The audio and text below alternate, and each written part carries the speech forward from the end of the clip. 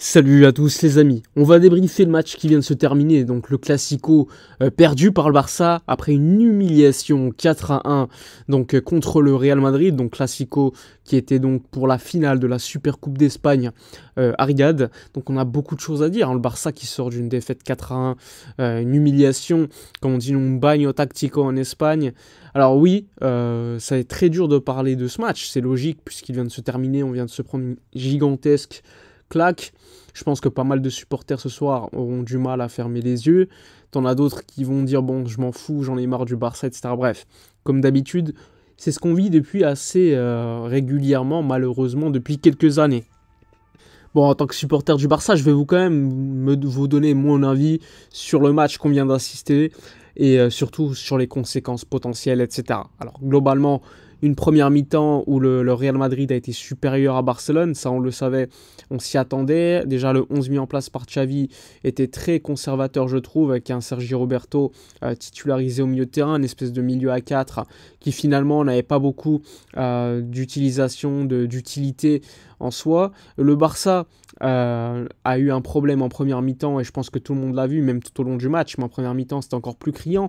C'était l'alignement de la défense qui était vraiment très mauvais et on l'a vu systématiquement, le Real Madrid a profité des espaces laissés par le Barça derrière, parce que le Barça c'est une équipe qui défend très haut. Et c'est pas véritablement un problème de défendre haut si tu le fais bien, si tu as un pressing, si tu as un bloc organisé, etc. Sauf que là, tu n'avais pas de pressing, donc on le voit sur les premiers buts du Real Madrid, hein. Les deux premiers buts, classiquement, c'est des attaques dans l'espace des défenseurs, et ça passe tranquillement, puisqu'il n'y a pas de pressing, donc il y a beaucoup de temps laissé au milieu de terrain. Je crois que c'est Bellingham sur le premier, et la deuxième, je crois que c'est peut-être Rudiger ou Tchouaméni, je sais plus. Mais en tout cas, c'est la même chose.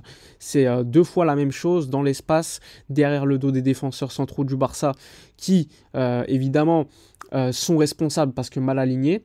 Mais tu as également une responsabilité du milieu de terrain, selon moi, qui laisse beaucoup trop d'espace et beaucoup trop de temps aux joueurs du Real Madrid pour faire donc cette passe.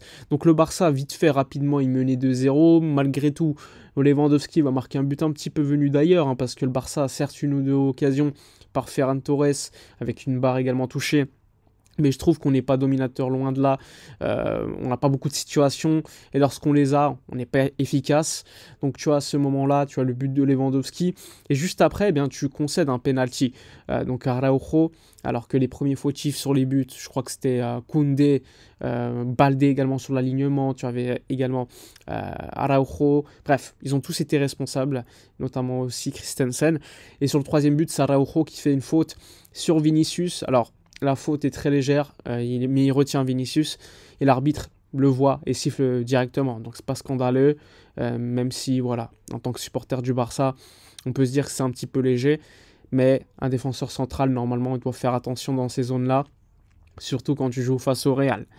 Bref, ça fait rapidement 3-1, on va en arriver à la mi-temps où le Barça, on se dit, est-ce que Xavi va faire des changements pour éventuellement relancer le match? Et non, il n'y aura pas de changement à la mi-temps, c'est quelque chose qui est quand même assez décevant.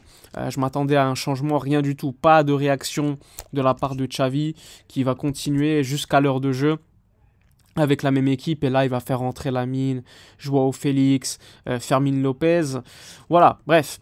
Malgré tout, le Real Madrid a été bien supérieur. Le Barça s'est fait manger et tu vois le manque de travail de cette équipe. Mais encore une fois, c'est pas quelque chose de nouveau parce qu'en fait, Xavi, en conférence d'avant-match, il te disait « J'espère que ce match servira d'inflexion sur la saison, un petit peu comme l'année dernière où le Barça, tout au long de la saison, n'avait pas bien joué, mais lors de la Supercoupe, avait été exceptionnel contre le Real. Ça, c'est une certitude.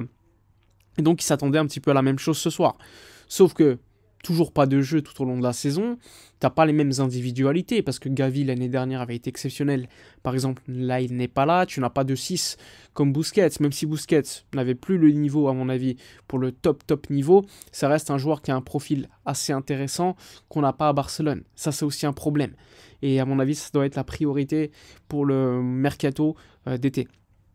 Donc, un Real Madrid qui a humilié le Barça facilement, tranquillement. Araujo a même pris un carton rouge assez logique. Araujo qui ferait mieux de penser beaucoup plus à son niveau sur le terrain qu'aux rumeurs l'envoyant au Bayern. Un Koundé catastrophique ce soir, et notamment encore une fois sur le 4e but de Rodrigo, où il remet le ballon littéralement à Rodrigo dans la surface. Bref, une défense cataclysmique, mais attention, la responsabilité, elle n'est pas qu'individuelle, elle est collective, et moi je mets l'accent sur Xavi. Xavi est le responsable de cette équipe, et évidemment tu peux mettre le fait que certains joueurs n'aient pas été au niveau, ça c'est une certitude. Des joueurs comme Sergi Roberto, qu'est-ce qu'ils font au Barça? On se le demande encore aujourd'hui, sachant que Xavi est partisan à le prolonger. Bon, il va falloir m'expliquer pourquoi. Xavi est le responsable, tout simplement. Xavi, à mon avis, n'a plus sa place à Barcelone. Il le sait, à mon avis. Il sait que c'est fini pour lui avec cette défaite ce soir. Mais peut-être que Laporta va le garder jusqu'à la fin de la saison pour des raisons de fair play, de raisons économiques. Xavi démissionnera, à mon avis, de son plein gré en fin de saison. Il va dire que c'est un homme de club qui ne veut pas être un frein pour le club, etc. Un poids, etc. Ça, on s'y attend maintenant. Ça fait quand même 2 ans, un peu plus de 2 ans que Xavi est à Barcelone. Je peux compter que 10 bons matchs du Barça. Ça, c'est pas normal. Sur, allez, on va dire 100 matchs peut-être joués avec Xavi comme coach, on en a 10 qui sont très bons. Et ça, c'est pas normal. Donc ce soir, tu te fais humilier par l'adversaire le plus, on va dire, le rival historique, le Real Madrid, qui s'est amusé. On voit la diff. Hein. T'as Tchouaméni qui a coûté 100 millions. Bellingham 100 millions, t'as Kroos, une légende du football, Modric qui rentre en jeu, t'as Fede Valverde, t'as des joueurs de qualité, t'as Rodrigo Vinicius. Bref, du côté du Barça, ce soir t'as des bons joueurs.